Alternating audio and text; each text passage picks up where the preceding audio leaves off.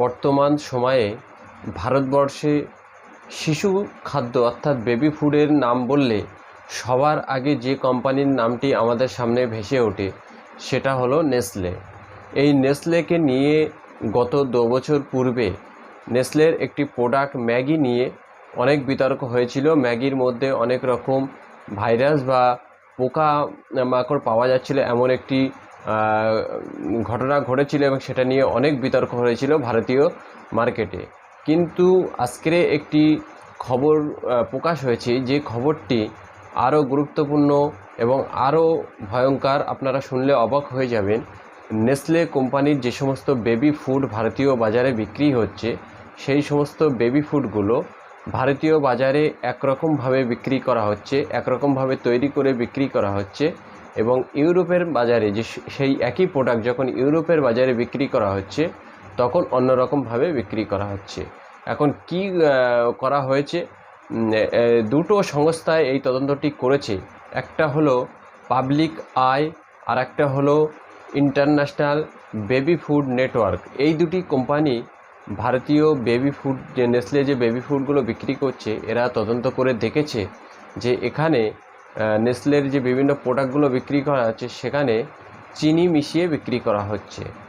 চিনি মেশানো যে সমস্ত খাদ্যগুলো শিশুরা খায়, এর উপরে হু 2022 সালে একটি নির্দেশ জারি করে 2 বছরের কম বয়সী প্রত্যেকটা শিশুকে চিনি ছাড়া যে কোনো প্রোডাক্ট খাওয়াতে হবে, অর্থাৎ চিনি মেশানো কোনো বেবি ফুড 2 বছরের কম বাচ্চাদের যেন না খাওয়ানো হয়, এমন একটি নির্দেশ হু অর্থাৎ বিশ্ব স্বাস্থ্য সংস্থা তারা 2022 সালে জারি করেছিল। কিন্তু 2022 সালের এই নির্দেশ জারি করার পরেও নেসলের মতো একটি সারা পৃথিবী জুড়ে ব্যবসা করা কোম্পানি ভারতের মার্কেটে কিভাবে চিনিযুক্ত খাদ্য বিক্রি করেছে, এ বিষয়ে আপনার অবশ্যই একটি প্রশ্ন থাকা দরকার। এখন এ বিষয়ে নেসলেকে প্রশ্ন করেছিল পিটিটিআই, কিন্তু তারা উত্তর দিয়েছে যে যে পরিমাণ চিনি মেশানো হচ্ছিল তার থেকে 30% চিনি মেশানো কমিয়ে দেওয়া হয়েছে। অর্থাৎ তারা বলতে চেয়েছে ঘুরিয়ে যে ভারতীয় মার্কেটে তারা যে প্রোডাক্টগুলো বিক্রি করতো সেখানে চিনি মেশানো প্রোডাক্ট বিক্রি করা হতো। এখন এই পর্যন্ত যা ঘটনা ঘটেছে, এখান থেকে আমাদের কয়েকটি প্রশ্ন আপনাদের সামনে রাখব।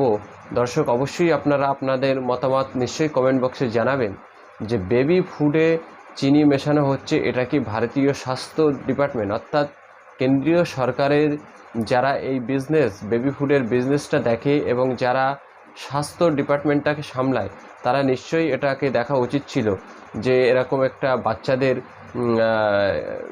খাদ্যের সঙ্গে চিনি মেশানো হচ্ছে এবং এই চিনি মিশিয়ে খেলে কী কী সমস্যা হতে পারে। চিনি মিশিয়ে খেলে যে সমীক্ষায় দেখা যাচ্ছে ডায়াবেটিক্স, হার্ট এবং লিভারের নানা রকম জটিল সমস্যা হতে পারে। যে বাচ্চা নূতন জন্মগ্রহণ করেছে তাকে আমরা যদি তার শুরুতেই এই রকম একটি খারাপ প্রোডাক্ট খাওয়াতে শুরু করি, তাহলে সেই বাচ্চাটি যখন বড় হবে তখন আমাদের দেশের জন্য সে কত কী করতে পারবে, সে যদি সুস্থ এবং সবল না হয়।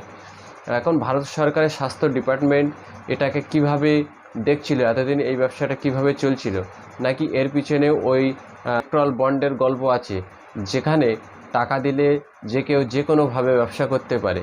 অবশ্যই আপনার আমার প্রশ্ন থাকবে যে নেসলে কোম্পানি থেকে টাকা নিয়ে কেন্দ্রীয় সরকার তাদের কি খোল্লা ব্যবসা করার অনুমতি দিয়েছিল, নাকি ভারত সরকার শুধু মন্দির মসজিদ নিয়ে পড়ে থাকবে আর দেশের শিশুগুলোর ভবিষ্যৎ খারাপ থেকে খারাপ দিকে এগিয়ে যাবে।